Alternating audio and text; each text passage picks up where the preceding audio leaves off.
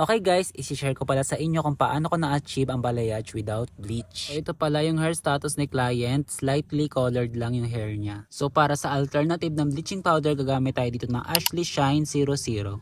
At dahil hindi nga tayo gagamit ng bleaching powder, so expect na natin na darker shades lang ang ating ma-achieve. Then para sa oxidizer, gagamit tayo ng 6%. So ang ratio ulit ay 1:1. Nag-request pala dito si client guys ng balayage without using of bleach. Kasi ayaw niya rin na masyadong matingkad since bawal nga rin sa kanyang trabaho. So ang ginagawa namin sa part na to ay kumukuha lang kami ng maninipis na strands para i-highlight. At ang kailangan pala natin ma-achieve dito ay microlights lang or yung maninipis lang na highlights. Para kahit mag-fade yun na lighten na part ay hindi siya masyadong halata kasi nga maninipis lang yung strands na kinuha namin. Then after na nga natin malagyan ng highlights ang every section, ibababad naman natin to ng mga 30 minutes or more. So medyo mainit lang kayo guys sa pagbabad ng 00 kasi mas mabilis pa rin talaga tumalab ang bleaching powder. Then para nga i-tone down, gagamit ako ng 861 at imimix ko ito sa 660. Then 3% para sa oxidizer. Apply lang natin evenly sa hair ni client. Goal natin dito ay maalis yung mga yellow or yung mga brassiness at ma-color correct ito. So ayan, medyo mabilis nga tumalab yung ating hair color mixture. Then ayan guys, after 10 minutes lang medyo nako-color correct niya na yung mga yellow at brassiness. So pwede na natin yang banlawan. So here's the before,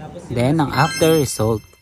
So ayan guys, as you can see, very subtle lang yung changes ng hair ni client. So all products mentioned are available on my TikTok showcase shop.